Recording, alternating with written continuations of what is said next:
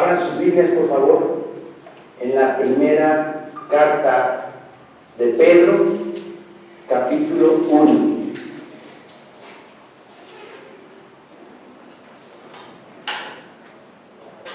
Primera carta del apóstol Pedro,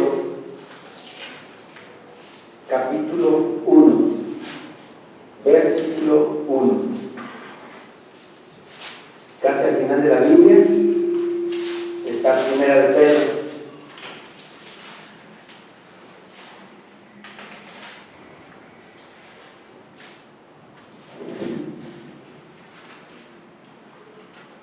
Primera de Pedro 1:1. Amén, hermanos. Amén. Dice nuestro Señor en su palabra: Pedro, apóstol de Jesucristo, a los expatriados de la dispersión en el Ponto, Galacia, Capadocia, Asia y Bitinia. Pedro, apóstol de Jesucristo, a los expatriados de la dispersión. ¿Qué expatriados de la dispersión nos habla la palabra del Señor? A la persecución que hubo de los judíos, empezando desde Samaria, empezando con la muerte de Esteban. Dice la palabra del Señor en Hechos 8, el libro de los Hechos capítulo 8, que Saulo consentía en la muerte de Esteban, y que ese mismo día hubo una gran persecución en contra de los cristianos judíos. Y a partir de ese momento, los cristianos judíos salieron de Israel hacia las zonas aledañas. Parte de esos expatriados a los que se refiere Pedro son estos, los que salieron de esa persecución cuando mataron a Esteban. Dice la palabra del Señor: Pedro, apóstol de Jesucristo, a los expatriados de la dispersión en el Ponto, Galacia, Capadocia, Asia y Bitinia, elegidos según la presciencia de Dios. No dice la presencia, sino la presciencia de Dios. Elegidos según la presciencia de Dios Padre en santificación del Espíritu, para obedecer y ser rociados con la sangre de Jesucristo. Gracia y paz os sean multiplicadas. Elegidos según la presciencia de Dios Padre, dice la palabra del Señor. Me fui al Tubaburos a saber qué significa la palabra presciencia.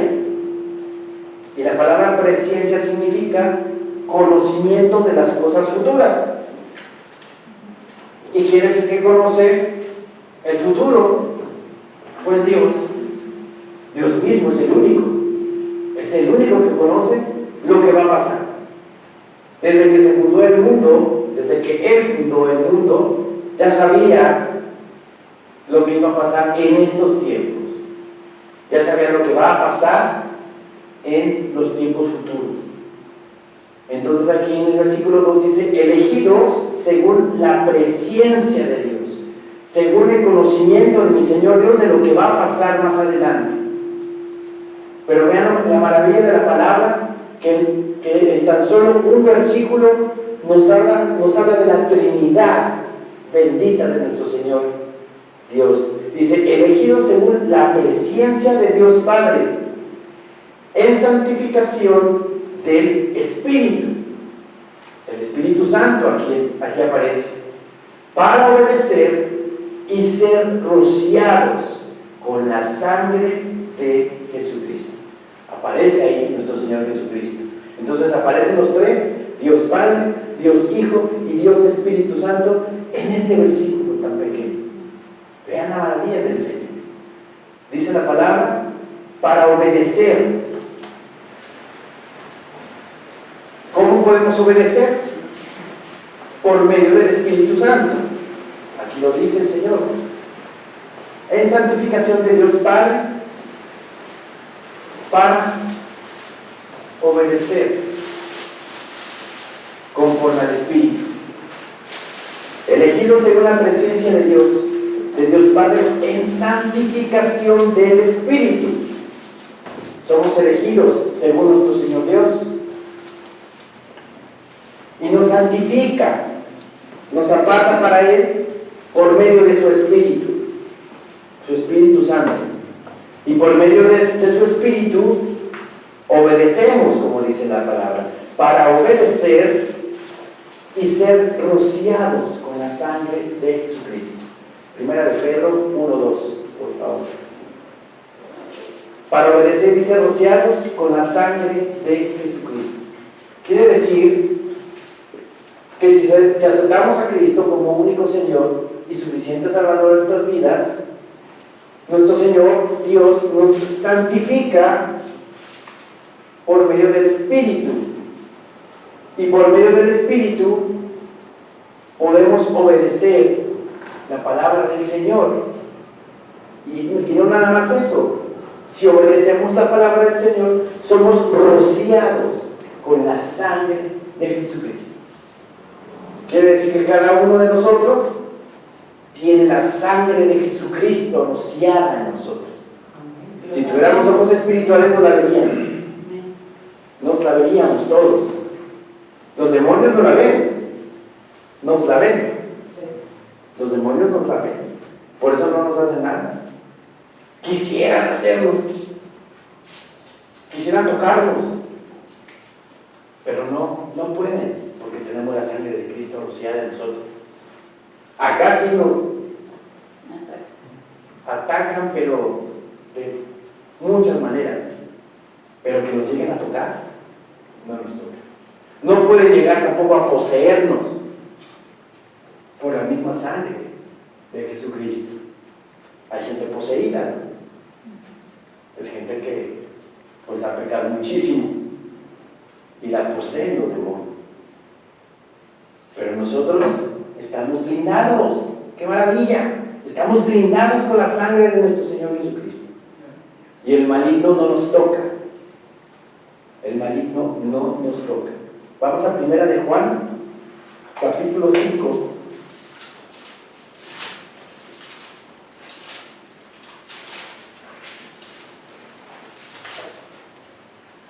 Primera de Juan 5:18.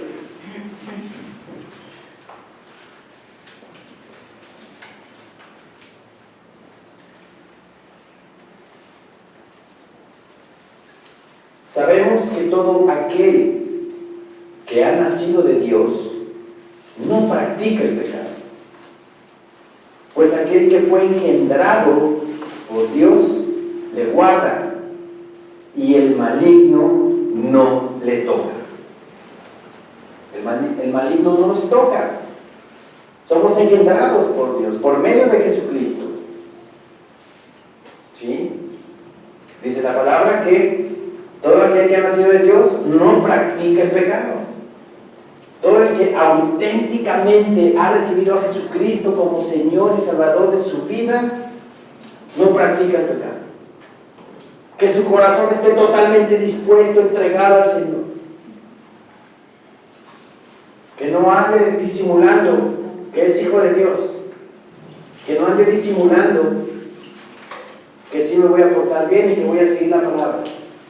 Podemos engañar a todo el mundo, pero a Dios no lo engañamos.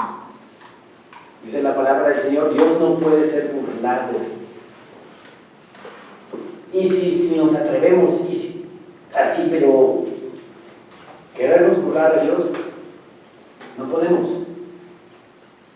Él conoce nuestros corazones y sabe la entrega de cada uno de nosotros. Si somos nacidos de Dios, no practicamos el pecado. La palabra practicar el pecado significa que lo hagas en un cierto periodo, constantemente. Nosotros como cristianos, de repente podemos caer, pero la intención es ya no pecar, llegar a la perfección, a la estatura de la plenitud de Cristo, a un varón perfecto. Esa es la intención, eso es lo que quiere Dios en nosotros, que ya no pequemos más, absolutamente. sí, pero tenemos abogado. Abogado tenemos para con el Padre, a Jesucristo el justo. Y Él nos perdona y nos limpia de todo. Pero la intención es no pecar, no pecar. Sabemos que todo aquel que ha nacido de Dios no practica el pecado, pues aquel que fue engendrado por Dios le guarda, y el maligno no le toca. No le toca. Es una bendición hermosísima. Porque ¿cuánta gente está endemoniada en el mundo? ¿Cuánta gente está poseída en el mundo? Pero nosotros, como hijos de Dios, estamos guardados por Dios y rociados con la sangre de Jesucristo, nuestro Señor. Es más, hay una promesa hermosísima también, que en la tribulación, ¿verdad? En la tribulación, un ángel va a recibir las llaves del abismo y van a salir del abismo, van a salir demonios. Y van a atormentar por 5 meses esos demonios a todo aquel que no tenga el sello de Dios en sus frentes. ¿Y quiénes somos aquellos que tenemos el sello de Dios en nuestras frentes?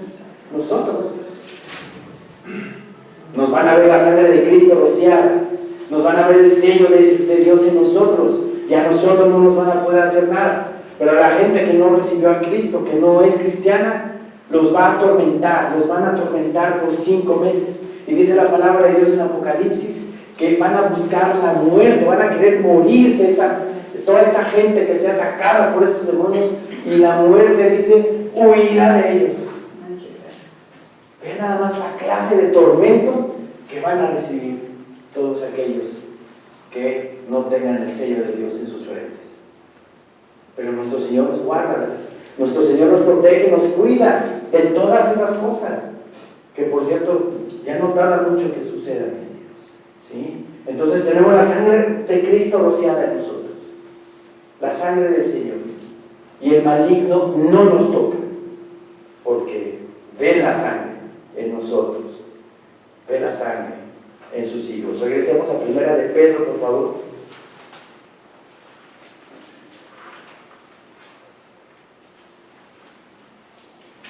Versículo 3. Bendito el Dios y Padre de nuestro Señor Jesucristo, que según su grande misericordia nos hizo renacer para una esperanza viva, por la resurrección de Jesucristo de los muertos. Vamos a Juan 3, por favor.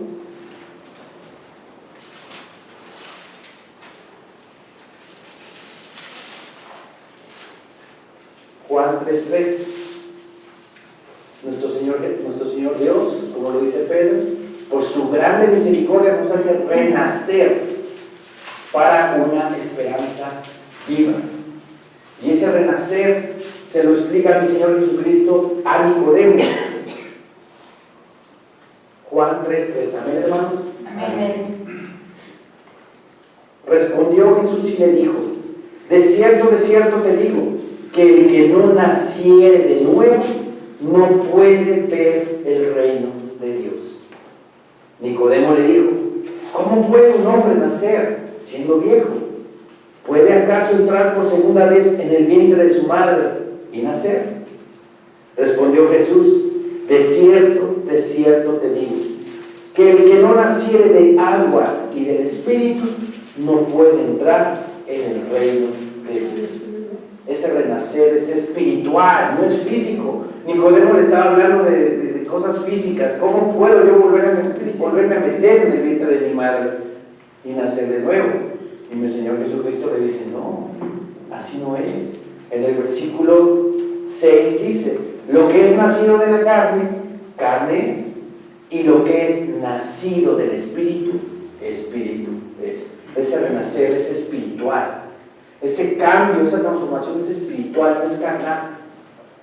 El domingo celebramos los bautizos y ahí se dejó sepultado el pecado, el hombre viejo ahí quedó, y renace la nueva criatura en Cristo Jesús, Señor nuestro.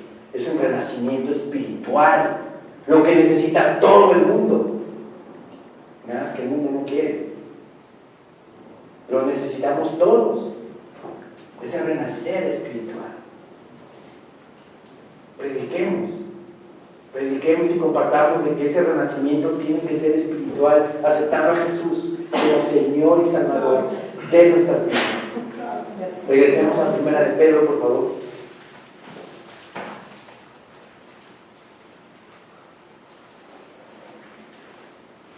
Bendito el Dios y Padre de nuestro Señor Jesucristo, que según su grande misericordia nos hizo renacer para una esperanza viva. ¿Vivimos en esperanza, hermanos? Amén. Claro que sí, vivimos en esperanza. ¿Qué sostiene al ser humano? La esperanza. Es lo que sostiene al ser humano. Y nosotros vivimos en una esperanza, y luego dice la palabra viva. Porque pueden haber esperanzas en otra forma, de otro tipo, ¿no? Pero esta esperanza en la que vivimos es viva, es de vida eterna, es de esperar la venida de Cristo, esperar los cielos nuevos, la tierra nueva, es de esperar la transformación de nuestro cuerpo. En esa esperanza vivimos, en una esperanza viva, para una herencia incorruptible,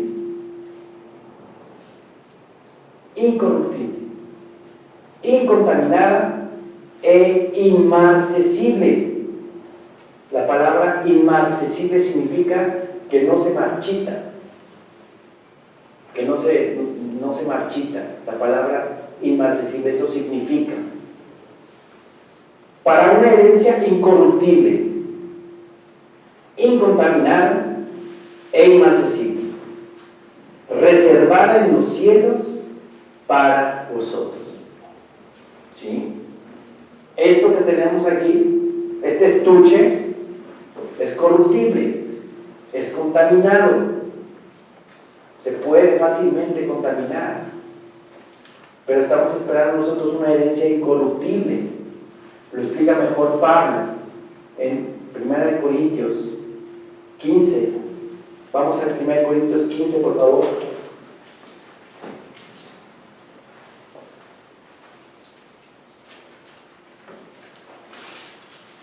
Primera de Corintios 15, 51.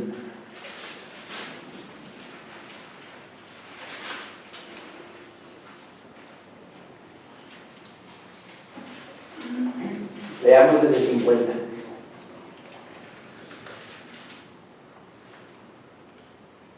Amén, hermanos. Amén. Pero esto digo, hermanos, que la carne y la sangre no pueden heredar el reino de Dios, ni la corrupción hereda la incorrupción. Ahorita me acabo de acordar de Elías. ¿Quién fue el otro que fue arrebatado?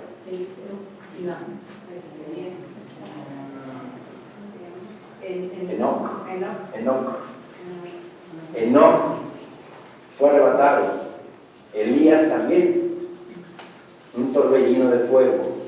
Elías fue llevado al cielo. ¿Fue llevado en carne y sangre? No fue llevado en carne y sangre.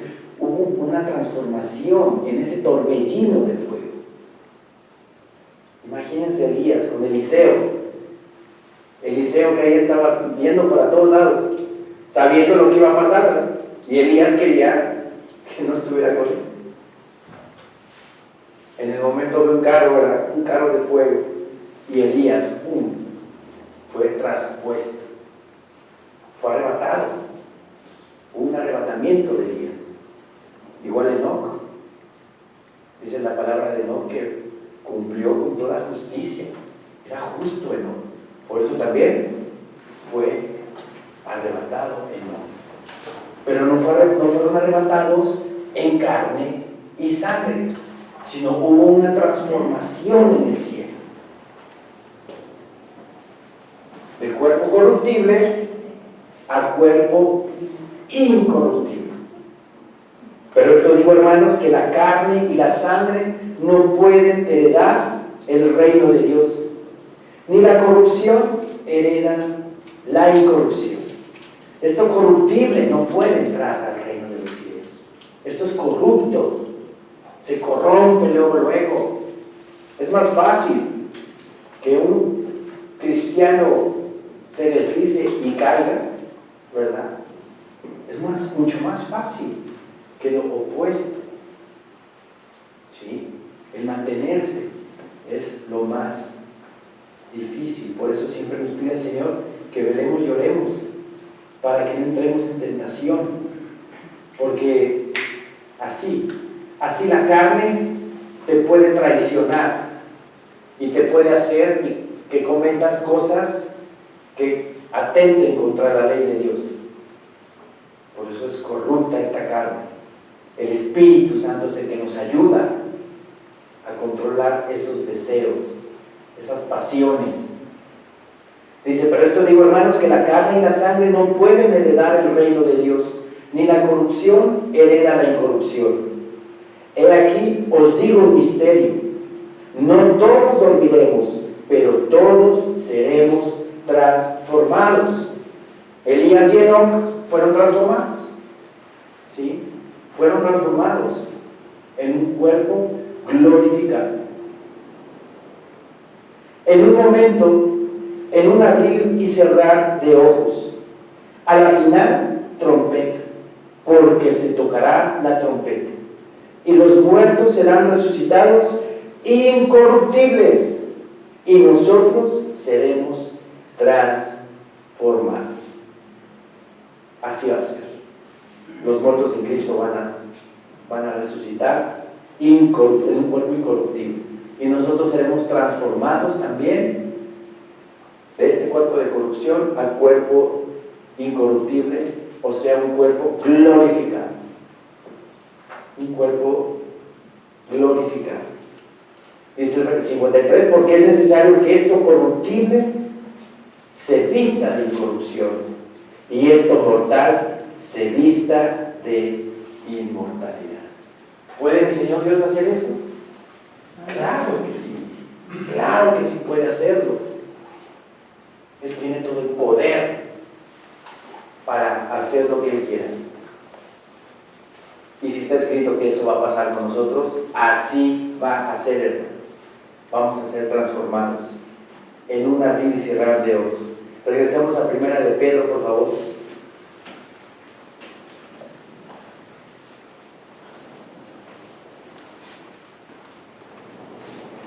Bendito el Dios y Padre de nuestro Señor Jesucristo, que según su grande misericordia nos hizo renacer para una esperanza viva, por la resurrección de Jesucristo de los muertos, para una herencia incorruptible, incontaminada e inmarcesible. Este cuerpo es marcesible. Este cuerpo se va marchitando día con día, ¿verdad? Aunque los artistas quisieran evitar esa corrupción, no pueden. Se hacen cirugías por aquí, se hacen cirugías por allá, pero conforme van pasando los años, ¿verdad?, lo marcesible se va viendo en cada uno de nosotros, ¿sí? Y qué maravilla que vamos a ser nosotros transformados en un cuerpo inmarcesible, que no se va a marchitar, que va a permanecer siempre en la mejor época de nuestra vida. En la mejor época de nuestra vida, así vamos a ser nosotros transformados, ¿sí?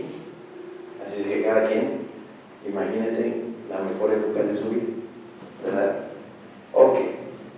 Para una herencia incorruptible, incontaminada e inmarcesible, reservada en los cielos para vosotros, que sois guardados por el poder de Dios mediante la fe.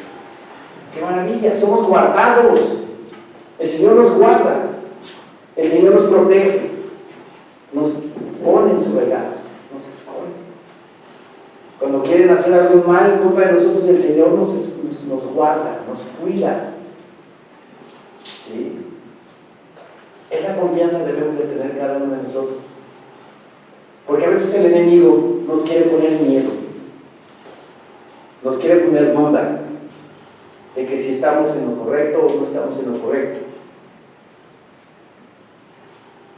O si que en este mundo de violencia el Señor no nos va a cuidar.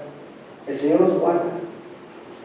Con su poder, dice, que sois guardados por el poder de Dios, mediante la fe. Tiene que haber fe de parte de nosotros, ¿verdad? Para que el Señor actúe y nos guarde con su poder. ¿Sí? Porque si no hay fe, sin fe es imposible agradar a Dios. Que sois guardados por el poder de Dios mediante la fe. Vamos a Romanos, por favor.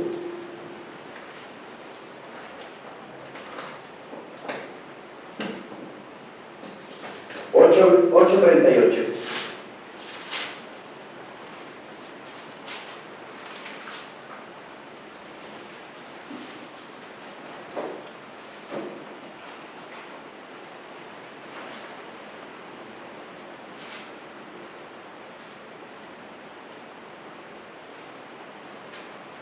En el 37 dice así: antes, en todas estas cosas somos más que vencedores por medio de aquel que nos amó.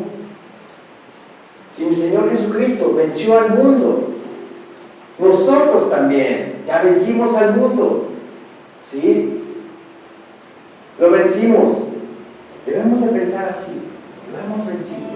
Es una batalla diaria. Pero en el Espíritu Santo, apoyémonos para vencer al mundo de sus ideales, para vencer al mundo de sus concupiscencias, para vencer al mundo de sus pasiones, de todo lo que el mundo ofrece. Somos más que vencedores, dice, por medio de aquel que nos amó. Por lo cual estoy seguro de que ni la muerte, ni la vida, ni ángeles, ni principados, ni potestades, ni lo presente, ni lo porvenir, ni lo alto, ni lo profundo, ni ninguna otra cosa creada nos podrá separar del amor de Dios que es en Cristo Jesús, Señor nuestro. ¿Qué hermosa palabra? Nada nos puede arrebatar del amor de Dios. Nada nos puede separar del Señor, porque el Señor nos guarda, nos protege, nos cuida mediante la fe, por medio de su poder. Entonces, dice la palabra que ni ángeles, ni la muerte, ni la vida, ni ángeles, ni principados. ¿A qué ángeles se refiere? Pues a los ángeles caídos, a los demonios, que todo el tiempo ahí andan, ¿verdad? Ni ángeles, ni principados, ni potestades, ni lo presente, ni lo porvenir, nada nos puede separar del amor de Dios, que es en Cristo Jesús, Señor nuestro. Regresemos a 1 de Pedro, por favor.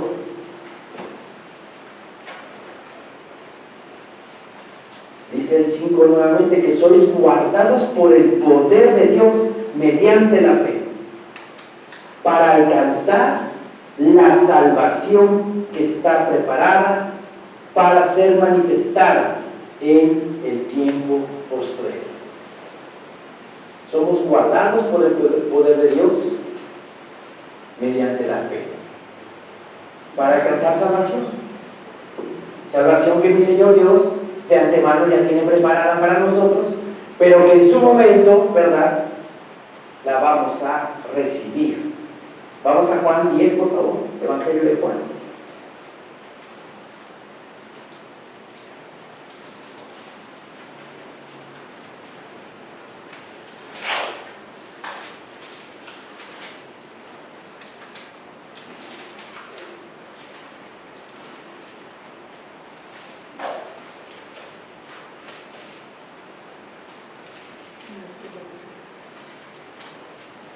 versículo 27, Juan 10, 27. Mis ovejas oyen mi voz y yo las conozco y me siguen. ¿Somos ovejas de Cristo? Amén.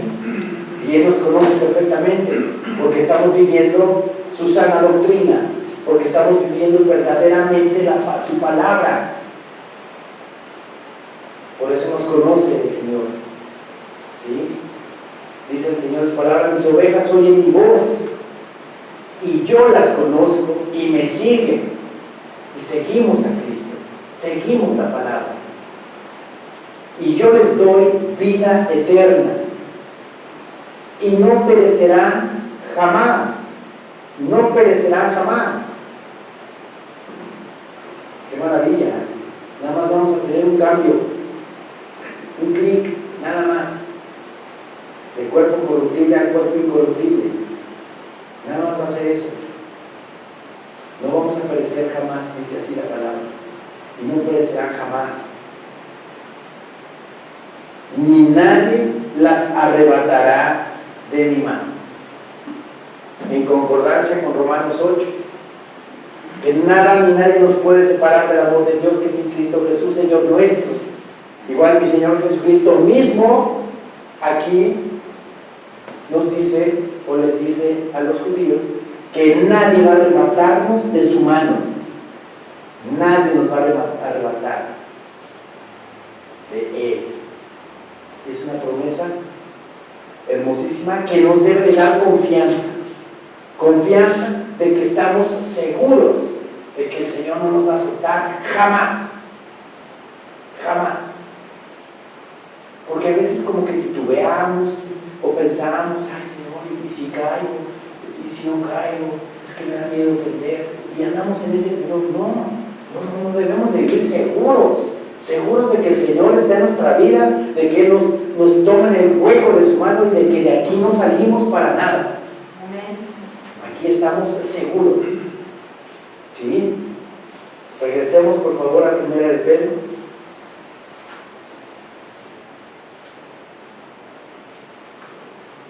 Versículo 6. En lo cual vosotros os alegráis, aunque ahora por un poco de tiempo, si es necesario, tengáis que ser afligidos en diversas pruebas. Por todo lo que estamos ahorita viendo, nos alegramos y nos gozamos de las promesas de Dios, pero también hay otras cosas que tenemos que vivir, que son pues la persecución, la tribulación, el ataque, la lucha espiritual. También tenemos que vivirla.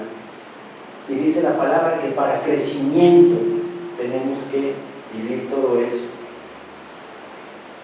Dice: lo cual vosotros os alegráis, aunque ahora por un poco de tiempo, si es necesario, tengáis que ser afligidos en diversas pruebas. Aquí en 1 de Pedro capítulo 4, versículo 12, nos dice nuestro Señor bendito: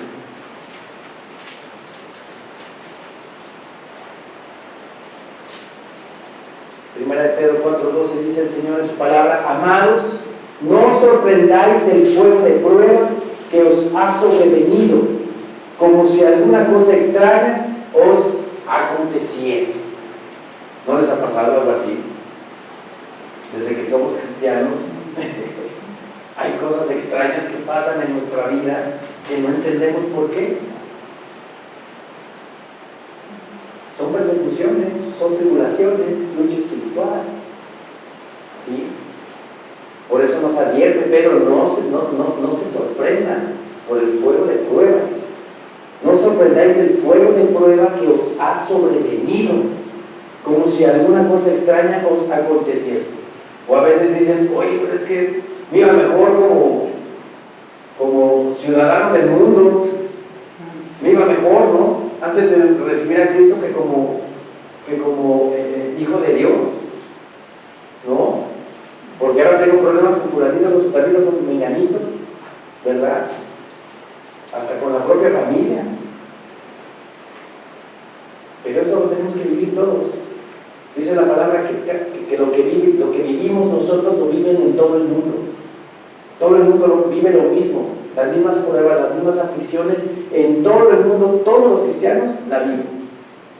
Entonces tenemos que pasar por todo esto. ¿Sí? Dice, amados, no os sorprendáis del fuego de prueba que os ha sobrevenido, como si alguna cosa extraña os aconteciese, sino gozaos por cuanto sois participantes de los padecimientos de Cristo, para que también en la revelación de su gloria os gocéis con gran alegría. Cuando estemos en lucha espiritual, cuando estemos en tribulación, en persecución, en vituperio, gocémonos. Puede sonar un poco paradójico, ¿no? ¿Cómo yo, si estoy en las últimas, si estoy sufriendo por no pecar, estoy en una lucha espiritual tremenda, ¿cómo me voy a gozar? Les digo una cosa, da esperanza y da fuerza. Cuando estamos en las últimas y cuando el Señor nuestro Dios nos abre la puerta, ¿verdad? Como dice la palabra, que no nos dejará ser tentados más de lo que podamos soportar, sino que junto con la tentación dará la salida para que podamos salir. Cuando estemos en alguna tribulación, en alguna lucha espiritual, pensemos en estos versículos. Me debo de gozar porque estoy siendo partícipe de los padecimientos de Cristo. Estoy viviendo lo que Cristo Jesús vivió. Y eso es motivo de gozo, porque quiere decir que estoy bien, que estoy haciendo las cosas correctamente. ¿Sí? Sino gozaos por cuanto sois participantes de los padecimientos de Cristo, para que también en la revelación de su gloria os gocéis con gran alegría. Hace un momento yo les dije que todo lo que hacemos y todo lo que nos sucede, las pruebas, persecución, tribulación, todo eso nos da temple y nos da crecimiento. Aquí Pedro, volviendo a 1 de Pedro 1, 7,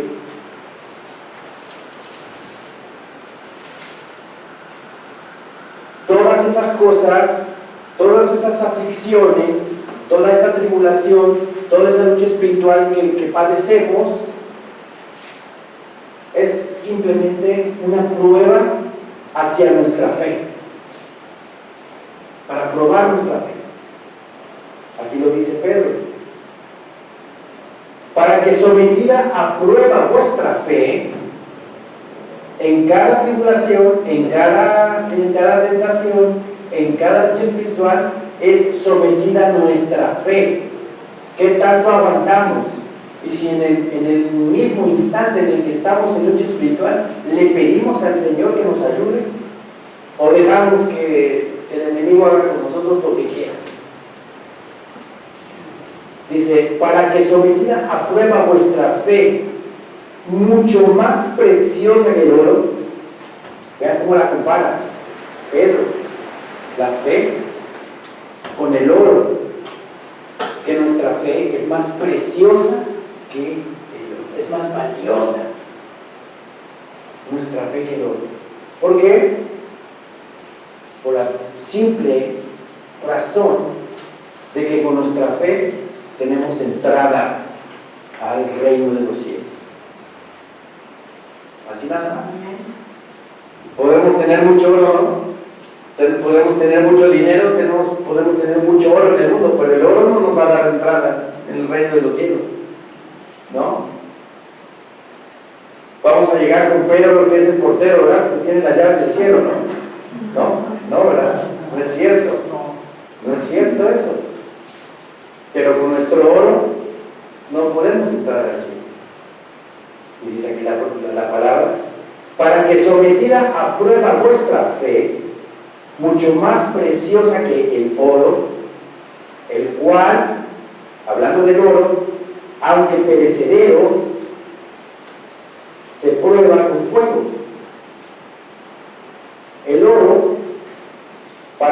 digamos, purificarlo, se pone a prueba en el fuego, para que las imperfecciones, digámoslo así, del oro sean quitadas del mismo oro, ¿sí? Por eso se pone a prueba el oro, para que aquellas cosas que no pertenecen al oro salgan del mismo. ¿Sí me explico? Entonces, aquí dice, para que sometida a prueba vuestra fe, mucho más preciosa que el oro, el cual, aunque perecedero, se prueba con fuego, el oro se prueba con fuego para quitarle las impurezas, ¿sí? Entonces nuestra fe sea hallada en alabanza, gloria y honra cuando sea manifestado Jesucristo. El versículo 6 y el versículo 7 van ligados. El versículo 6 nos habla de que tengáis que ser afligidos en diversas pruebas. Esa es la prueba de nuestra fe. Como el oro se prueba con fuego y se quitan las impurezas del oro, nuestra fe se prueba con las pruebas, con las aflicciones y con toda la lucha espiritual que nosotros vamos teniendo en el camino hacia el Señor.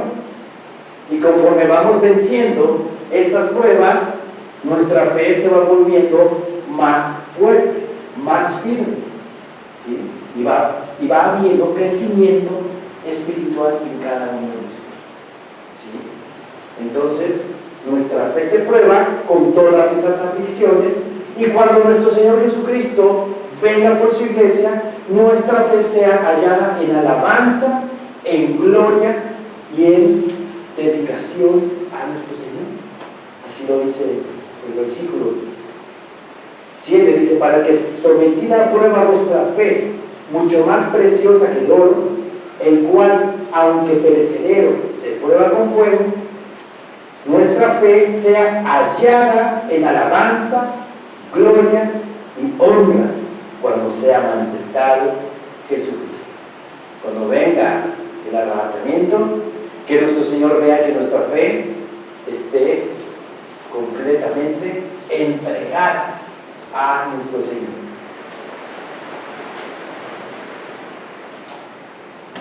A quien amáis sin haberle visto, en quien creyendo, aunque ahora no lo veáis, os alegráis con gozo inefable y glorioso.